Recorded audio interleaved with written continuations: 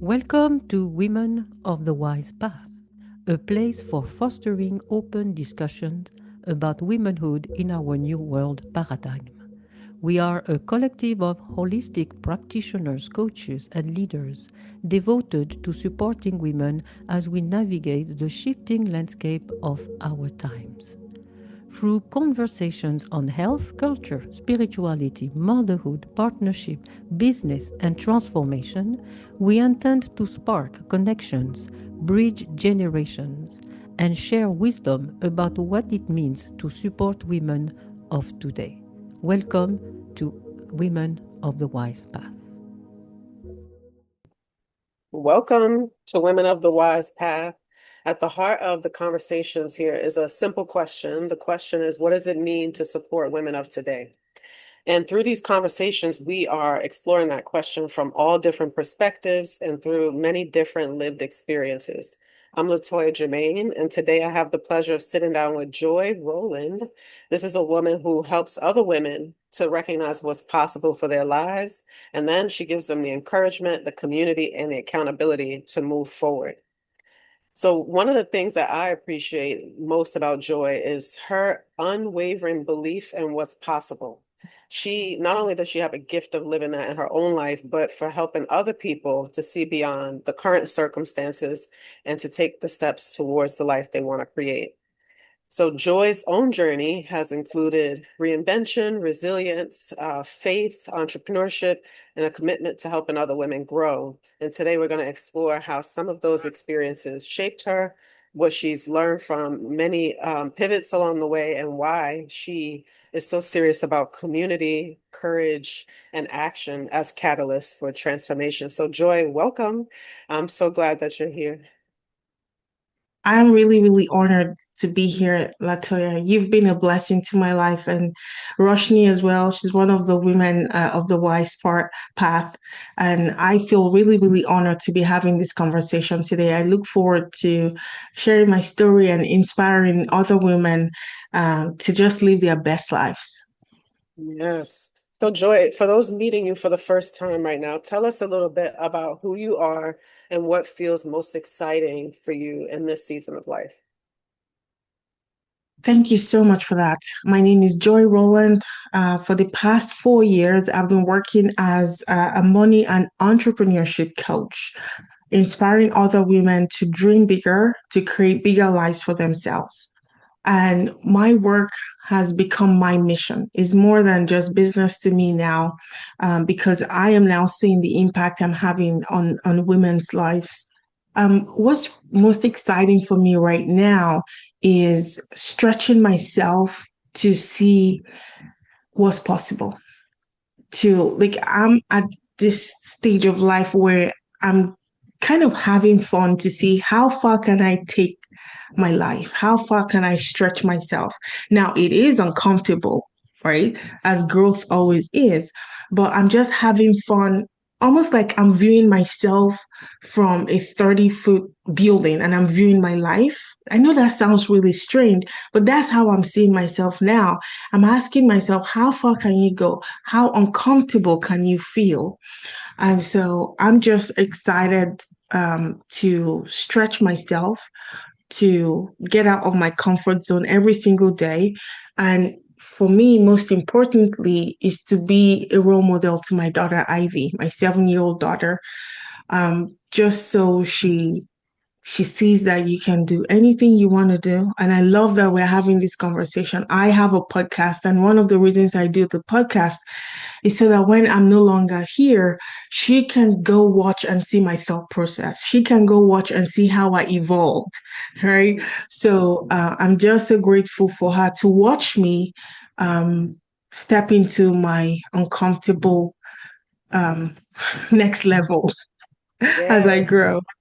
that's awesome because that's another angle of legacy that I haven't heard people talk about before. You know, you having these all these record of not just life events, but the actual growth path that you are on right now that she'll have, for forever. So you mentioned next level, and you often talk about helping women get to their next level. So what does next level actually mean to you?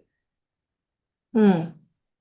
So next level, as you would appreciate, because I work very closely with you, next level is different for different people. And so next level is the next level of growth that will stretch you to leave your comfort zone. So all of us right now, we are in a comfort zone.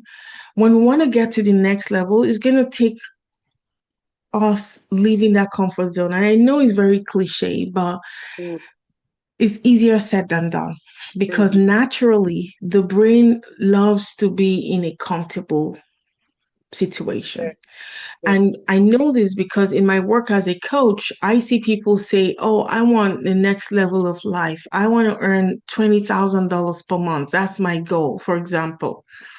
But then when it comes to taking the action that'll get them to that next level, they keep sabotaging themselves. right, And so, as a coach, I know that the reason they keep sabotaging themselves is because there's a part of their brain and my brain that loves the predictable, that loves comfort. And right, so, next level almost always requires discomfort. right. It requires discomfort to get to that next level. So, next level could be spiritual, it could be financial, it could be physical, it could be emotional. So, Mm-hmm. my mission is first to keep living my life in a way that people can see I'm stretching to my next level. And then I want to inspire people to come along. So, for me, this is a movement because I have seen that women, especially, we struggle with next level. For men, it's easy for them, right? But for Mm, women, all of these limiting beliefs come up: imposter syndrome, self doubt, fear. And it takes some intentional work to overcome those obstacles to get to the next level. And that's my mission, to help women overcome those obstacles. whoa. So after, I know you've hosted hundreds of conversations with women in networking, and community building and coaching. So when you think about all those conversations, and you just listed some of the challenges that women face, but what do you think holds women back most from creating the lives that they really want? In my experience, it is the lack of belief that it's possible for them. On paper, people say, yes, I want my next level. But subconsciously, there's some doubt that tells them that that's not possible for you. So it is the subconscious belief that it isn't possible for them. Like subconsciously they think, oh, that's for other people. Success is for other people. How is it possible that someone could earn $50,000 per month? Right, Right? So right, and so they keep telling themselves subconsciously that's for other people. And so if we do the inner work to build the belief to start with, I think it's going to come a lot easier. And it's work, right? That work will involve uncovering all of the layers, right? All of the layers we've been hiding under. Um, it's tough work, but it is so, so worth it. right. So you said it's their lack of belief about what's possible for their lives. And earlier you talked about you want to see how far you can go. Like how far can I take it? So your approach is different. It sounds like you are leading with curiosity and like almost daring to see like how far, yeah, how far can this go? How big can it be? So how did you even get there? Because I know you weren't always doing the work that you do now, and just watching how much I've seen you grow like very quickly in the time that I've known you. What was some of the key moments that shaped your journey to make you who you are right now? Thank you so much for that question. I can think of a defining moment, but before I go to that defining moment, I want to give the listeners or the viewers some background about me. So I came from sub-Saharan Africa, abject poverty. I wanted to change my family's life just to be able to feed my family. So I've always had that drive for success. But when I think back, the pivotal moment that really flipped the switch in my mind was when I lost my sister to breast cancer. It was about 3 years ago now. And so when she passed and she left three young children. Mm, And that really broke me. And that was the point where I said, fuck it. you know, like all of the and sorry, I'm swearing. I never ever swear, but I've that never was heard you when swear. That was interesting. I said, I can't. I enjoyed it, but go for it. I'm sorry. I'm like, the imposter syndrome, the fear of what other people will think about me. All of that, I'm like, it's not just worth playing small. Mm, Because I now feel like it is my mission to live both of our lives. I feel like I want to live the life she was deprived of in a very weird sense. I mm, feel that. And so the way I now see myself, I'm almost like I'm fearless now. Before mm, now, I used to be afraid. Oh, I have a terrible accent. Who's going to understand me? Or the color of my skin. That was a big deal when I moved from my home country, right? So all of that fear somehow is almost like those fears don't exist anymore. mm, And that's when I'm like, I want to live this life. I want to exploit the potential God has blessed me with so that when my time comes, I'm going to live empty. mm. I love that. You said it, it probably sounds strange, but it didn't sound strange to me when you described living for both of you now, continuing the process that she doesn't have the opportunity to explore anymore physically. I understand that. I've shared with you that my grandmother is the one for me because, on those days when it might be tough or, things are challenging, I'm like, all right, but she can't anymore. And where I'm going, she's here, she's coming with me. So I totally understand that drive woke up in you, since your sister passed. Um, and then so thinking about womanhood, sisterhood, community, you talk a lot about the power of community as well. So why do you think growth happens differently when women are surrounded by other women, especially women who believe in them or women who are doing different things? Why do you think community is so powerful for women? Wow, thank you so much for that question. It's something I have been studying ever since I've been running Next Level Women. Like even the way I feel after those sessions, like it's almost like I'm on a high, just taking drugs. And I'm like, why is it that every time I host these events, it's almost like I have this new zeal? So I started to study that. And someone in one of our networking calls, she's a clinician, and she said, research has shown that when women gather together in community, there is a hormone, but a serotonin, something like that, that we release, Yeah. and that empowers us to reach for our next level. When she said, Mm, I'm like, oh wow, okay. Now you're putting words to the things that I've been thinking about. mm, And then another example that always comes to my mind, you see when birds fly in the sky. mm, Let's say they are migrating from Canada to Mexico, right? mm, The one bird who is flying, there's so much the bird can fly. But when the bird flies in a group, research shows that they travel further faster because mhm, they're in a group. I'm like, right, that's really interesting. That when one bird flies solo, they don't go as far, but when they fly together, mm, they travel further faster. I'm like, mm, wow. And so that's what I have found, that when women gather together, there's so much power, especially when there's no competition, when there's collaboration. Um, right, since I've been hosting events, it, something magical just happens when the mask falls off. And all of a sudden, women are in tears and they're sharing their stories and they're collaborating in the room. I'm like, wow, this is so powerful. And when one woman wins, all of us wins. And mm. so that's just been my experience with networking for women. And it's something I encourage everyone to try out. That imagery of the birds, that was so good. Because it just, I never thought about it like that for some reason, but I imagined the first bird, when they fly in a V shape, right?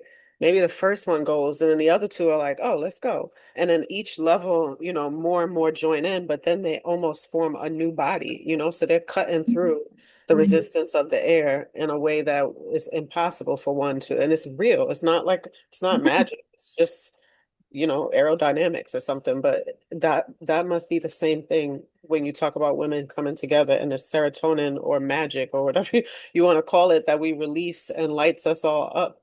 It must be similar. Like we can move with a different kind of sharpness through the things that might have held us back individually. So thank you. Thank you for that imagery. I appreciate that. You're welcome. She's so good. I have so many questions, actually. So I'm thinking about, you talked about leaving the legacy, this being a part of the legacy that you'll leave for Ivy and, whoever comes after in the generations. So when you think about the next generation of young women, of girls, what do you hope they understand about possibility? And what do you hope they understand about possibility that many of us have had to learn the hard way, really? Like if you could plant that seed young. Mm. It's about believing in themselves and believing that it's possible. And for me, even just going back to our grandmothers, our ancestors, what they had to overcome to give us the opportunities we have, I feel like we need to document those for the next generation to see, for them to see what the women that have been before them had to go through to create the opportunities they have today. Mhm. And so I want them to believe that they have all they need to succeed, whatever success means to them. And I love saying that because even right now, this phase of my life, success to me means being at home with my daughter. That's success. Being able to take my daughter to school every day and pick her up every day. Like that's the biggest luxury I could ever think of for right now in this phase of my life. So for the next generation, I want to show them that whatever they want to do, it is possible for them. That the our ancestors have paved the way for them. And whenever I think of this question you just asked me, I remember my coach, Brooke Castillo, and I don't like to quantify success as just monetary success, but somehow that's one of the measures of success for some people. And I Mhm. remember her coaching, and she said that there was no way our forefathers, well, our foremothers, our ancestors would have thought that a woman sitting in her house can have a business that brings in $50 million a year. Mhm. So that's what she earns. And so she said there was no way her ancestors would have imagined that a woman with a laptop could create that amount of success. So I want my life to be um, an example of what's possible for my daughter and the generations to come, to say if grandma could do this, then I can do this. Mhm. Um, and I'm just so excited for them and for what they're inheriting, especially for the work we do in financial coaching about like what we are setting up for ourselves and for them. It's almost like they are lottery winners already. Like I'm envious of my daughter because of all of the things she's gonna get from me, but they're gonna have it easier than we did for sure. For sure. It's a lot more fun for them. Oh man. So speaking of which, you are capable of remarkable things because I've witnessed it. And one of the things that has been amazing is, you acted on an idea recently about a program for children. And what stood out was how quickly you just snapped into action on an idea, right? You just felt called to it and you were like, let's go. And you went hard, fast, and just hit it. So how do you personally discern when it's time to just trust an idea and move forward? Thank you so much for that question. So I always know in my spirit when I have, first of all, peace to go ahead, but then unrest. Unrest in a good way, right? In a way that I try to sleep. I cannot sleep. I just have to get up and work on my computer. Like that's how, literally, that's how it works, Yeah. right? So when the idea just comes, I'm like, okay, I've been working all day. I just need to catch some sleep, but the sleep doesn't come. And I'm just so excited to just go implement. So that's when I know that this is supernatural. And also when there is confirmation in the real world. So the example you gave, like if it didn't happen for real, and if it didn't happen that there are witnesses, it would be that I made it up, right? So the night before, I had this inspiration about the children's program, and the very next day, we were both hosting a workshop. And the first question this amazing human being asked was exactly what I was researching the night before. And I'm like, oh my goodness, how did this just happen? I was having goosebumps. And then I asked my daughter to go bring my iPad. I connected it to my iPad. I actually showed you the Right. conversation. And I just went all in. I'm like, oh my gosh, this is brilliant. And then things just evolved so fast. So for me, it is that excitement of that push to go implement. That's when I know is supernatural. And then when they are nudges from the universe, people saying stuff to align with what I saw the night before, that's when I know, okay, it's time to go. Yes, I love it. I wish I could even just convey like what I know, what I saw to the world, but they see it, but not the same way that I watched you in action. And it was just like in that bird example, you see the first bird and you're like, I'm like, let's go.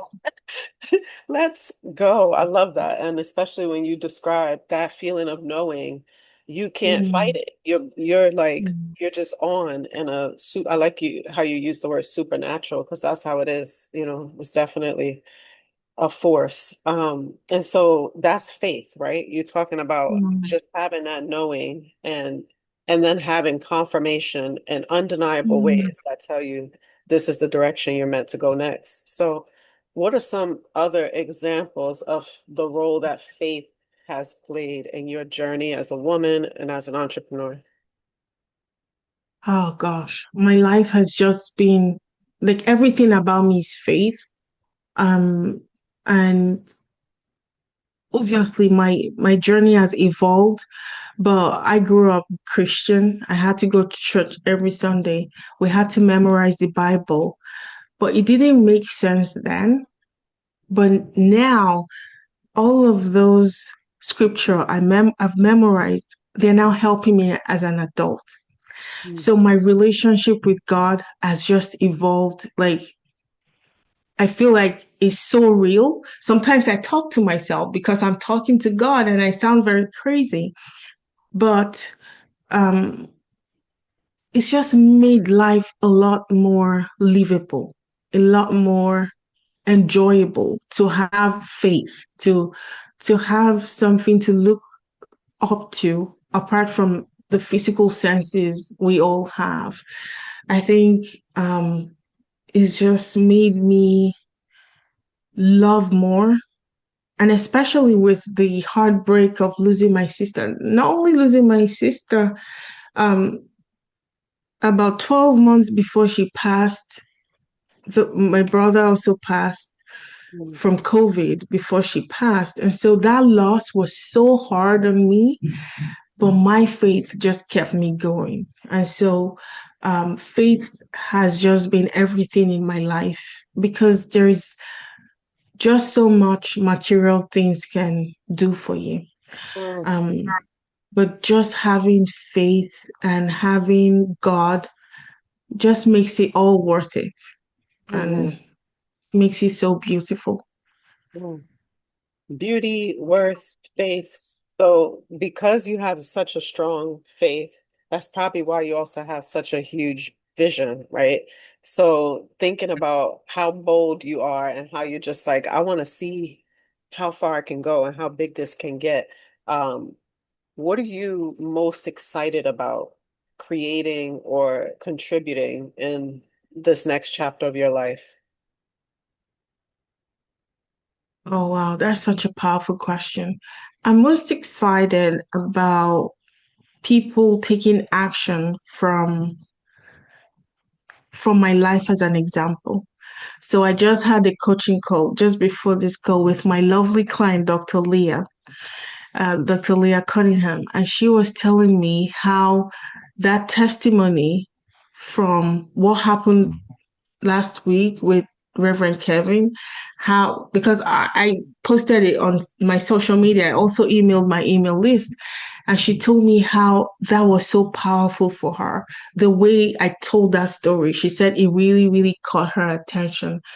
And so I love it when other women say, because of the way I live my life, they are stretching themselves too.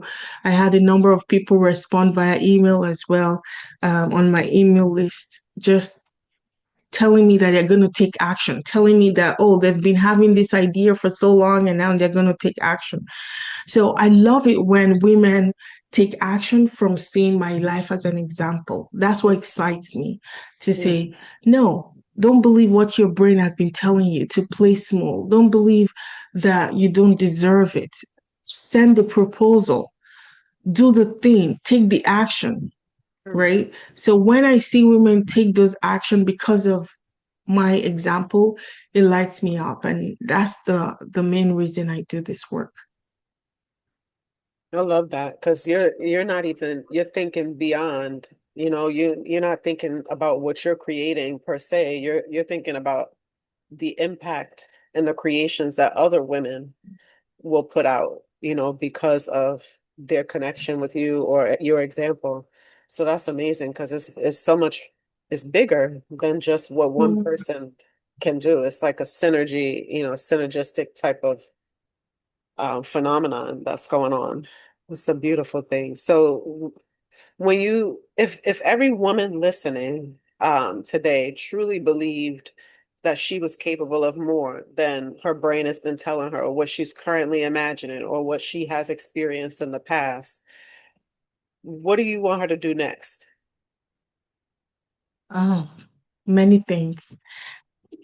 And her higher self is going to tell her what to do next.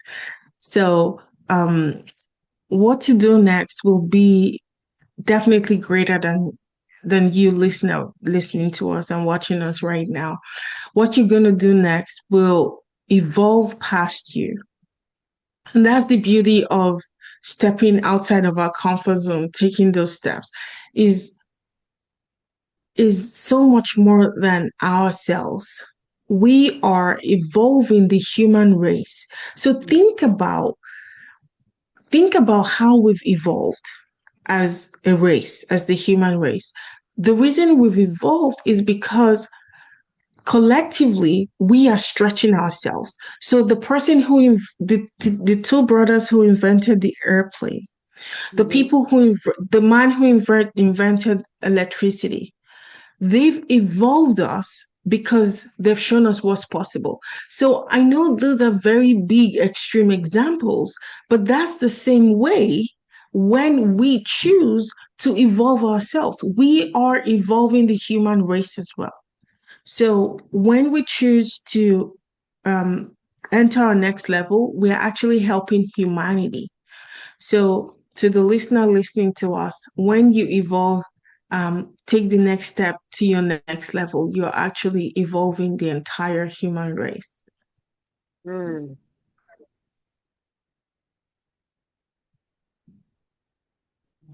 I don't have anything else to say. But I will say it's like there's so many layers right now because a few minutes ago we talked about how you decided to go all in once you lost your sister, and now you're working not just for Joy but for her as well. But beyond just those immediate connections, now you bring to light the fact that it's not just individual connections either. Like each step that we're taking has ripples that go through not just our community, not just like the space of womanhood, but through all. humanity. And I think that's a really insightful point, especially through women. So Mm. much bigger waves happen through women. Not that we have to compare it to men, but just looking at how family structures are set up and how the influence of a mother directly on the child, Mm. how those things how they work. How do you think through women the progress is even maybe more huge? So much more, because we women, we are the fabric of society, like the main fabric of society. Just going back to the networking event and bringing women together, it's almost like we're pulling women and saying, come see what's possible. And these women come, they've been trying to build their business solo. They're not making as much progress as they want to make. And they come to one networking event. They are so overwhelmed with love, support, and now they see what's possible for them. It's almost like they were dreaming so low, but now they see a woman just in one of our networking events, one woman at the age of 25 landed her first $1 million contract.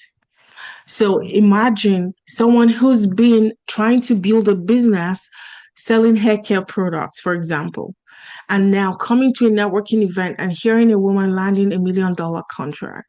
So all of a sudden, she now sees, oh my gosh, it's possible, right? And now she starts to stretch herself and say, okay, maybe I can leave this abusive marriage. Mm, Maybe I can grow my business so I can get my own house, leave this abusive marriage, and give my children a better future. And because of that, she's able to take her children out of that terrible situation, give mm, them a better life. And because of that, she just changed the entire trajectory of her family. So, women, like when one woman rises, a whole village rises. And mhm. so that's why I'm so passionate. And I know you're so passionate about helping women too, because this is a mission. We are changing lives, like literally changing lives. So, um, yeah, I know I'm not a man. I have no idea what men have to deal with, but I feel like the world was set up for men to succeed. And that's Right. why being in spaces where we encourage women is so, so important. Yeah. And in those spaces, giving each other permission to do things differently than maybe the world that's built for men has taught us, like I'll give you an example because I also, host lots of events, some that we do together and some that we don't. And one of the events I host every week, women come in and they have no idea really what to expect because it's networking, right? They think it's networking. And what ends up happening in those 30 minutes is like it's always unexpected, it's unplanned, it's magical. There's tears, there's laughter, there's so many smiles. And one woman who she stumbled into one of my networking meetings a few months ago, I want to say, and she's never missed one since. And she brings friends now, right? But what she shared was that when she's redefining herself right now in entrepreneurship, and she's learning about marketing and like the necessity to get out and meet people and put yourself out there. But she said, when I came to your coffee chat and women were not like posturing, they were Mm. not pitching, they were not even presenting a business. They were presenting themselves, right? And they were connecting as humans first and really just building a relationship that has nothing really to do with the business, right? And she's like, it was just so Mm. opposite from what I was taught about networking. She's like, I've been to all these networking events and I always felt uncomfortable because I felt like I had to have a script and I have to know Mm. exactly what to say and I have to say it the right way and it has to be in this many seconds and I have to do, it had to be kind of mechanical. But then she said, I came in here and it was just like, huh, I could just Like do this. She's like, Myself. I could just like be myself and like and meet other people and build a relationship and then we could talk business. But she was so relieved by just that idea that she could just be herself, right? And it's like you said, like I don't know how it is to be a man, but maybe, maybe when they go to networking, that comes naturally, like to pitch the business or to pass a business card. Maybe that's what comes naturally, but it doesn't. For most women that I'm Mm, speaking to, that approach in business is not natural for us, right? And maybe that's why, women may have a harder time in entrepreneurship using that kind of approach. But just giving each other the permission to be ourselves as we grow into these next levels, right? Instead of trying to fit a mold that was never actually built for us, that we've been struggling with for decades, for generations. I don't know for how long, but it is a big deal. And it is empowering, just to see other women do stuff that you thought maybe I'm weird because I want to do it like this, or I want to stay up till 3 in the morning working on a project on a computer. Oh, it's not just me, it's Joy too. Or Joy wants to wake up at 3 a.m. I want to stay up till 3 a.m. Um, but yeah, it's something so powerful just about the mm, witnessing of other women and the way that they do things that gives each other permission, to do things in a way mm. that flows easier for us. Yeah, so beautiful. And I can so relate to what you said. Because I have tried networking events in the past where it felt so high pressured and felt like and it was guys involved as well. And I vowed never to attend a networking event with a guy. If you're a guy listening to this, I have no grudge against men. Please forgive me, but it's just the bro marketing of shoving their offer down your throat. I'm like, you haven't even bothered to even know my name, Yeah, you know? How do you expect me to buy your offer for $5,000 to right, buy a funnel? Like I already have right. funnels. You didn't even ask me. So funny, right? Yeah, That we can be women and still grow amazing businesses without compromising on our values. right. Um, I wouldn't cold DM people. I wouldn't pitch people I just met on for the first time. So we can be ourselves and still grow amazing businesses, still live amazing lives. I know we talk about business a lot. I want to be mindful that there might be people listening that don't have businesses, they have careers, but hopefully our conversation is helpful whether they have businesses or not. Yeah, and for sure, I know it is helpful no matter what. And it's not, I think that's just because that's the topic that we're living, that's the world that we live in right now. But the same thing applies, outside of entrepreneurship. I was recently in touch with a woman who I used to work with in education. She's still a school teacher and I'm no longer a school teacher, but she was sharing she just had a baby not too long ago, and when we were speaking, her 6 weeks of maternity leave was going to be up soon. And she was just flooded with dread, really. Like she was really Mm, just like, I cannot function. And she did go back. She tried to go back, but she was like, I'm falling apart. Like I had to just take off mm, sick time because I cannot function. And she was thinking, is there something wrong with me? Because I see women just go back to work all the time.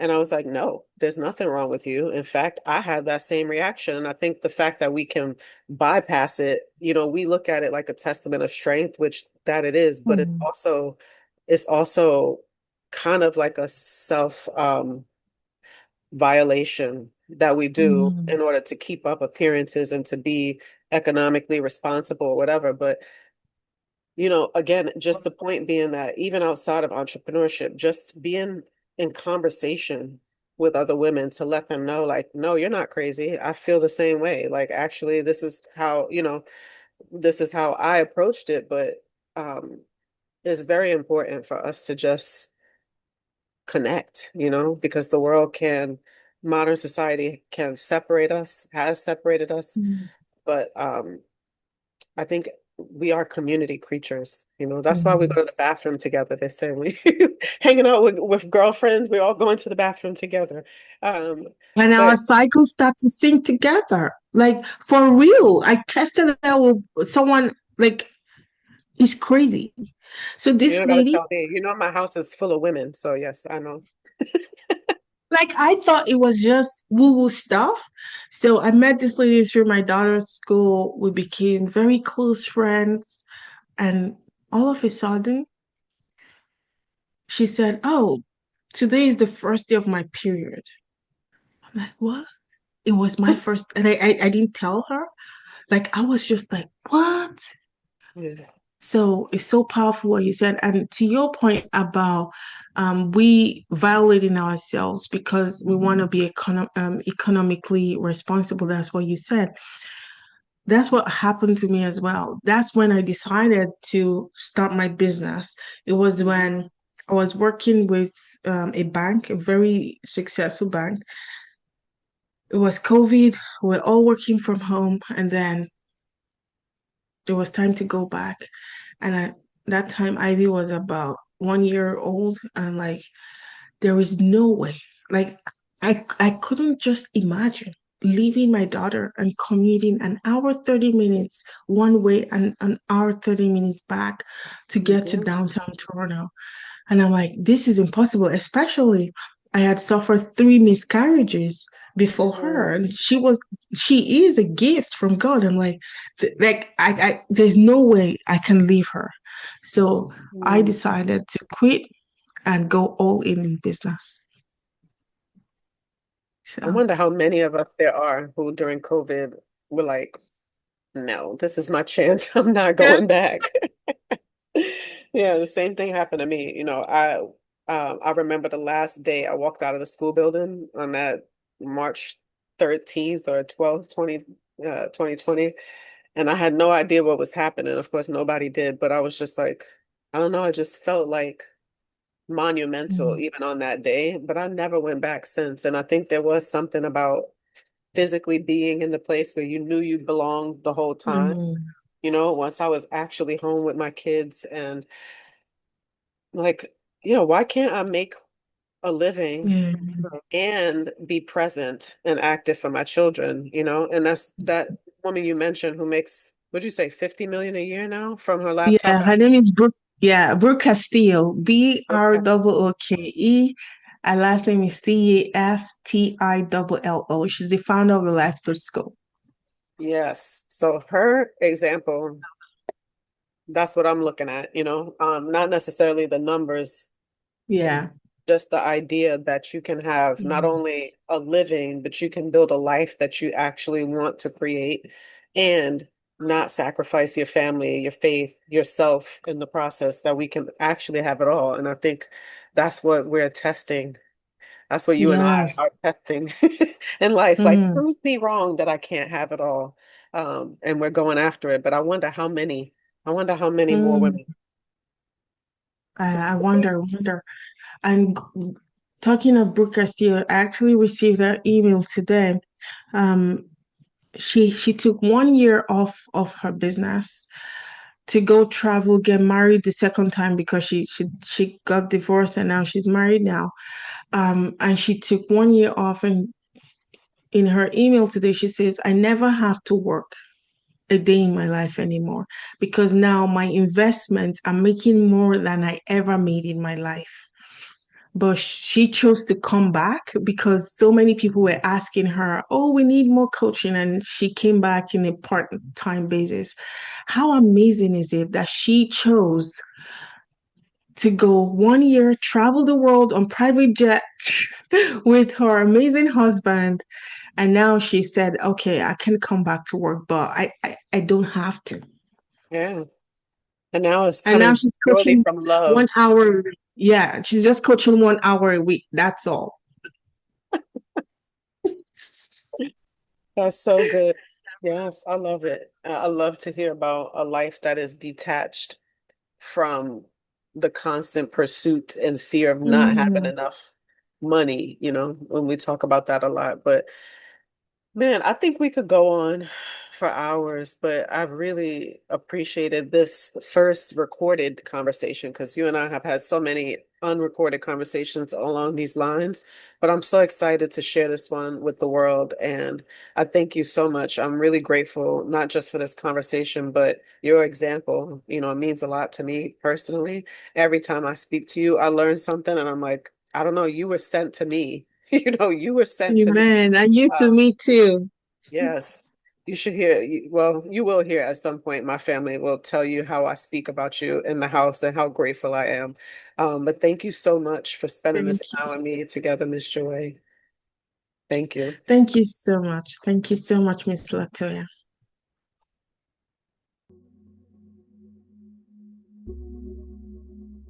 Thank you for joining us today for Women of the Wise Path. Continue the journey with more conversation, events, and resources at the address below. We'd love to hear from you and what you would like to talk about. Together, we're shaping a future rooted in wisdom, collaboration, and the infinite power of the feminine spirit. Until next time, may we walk all together the wise path, guided from within.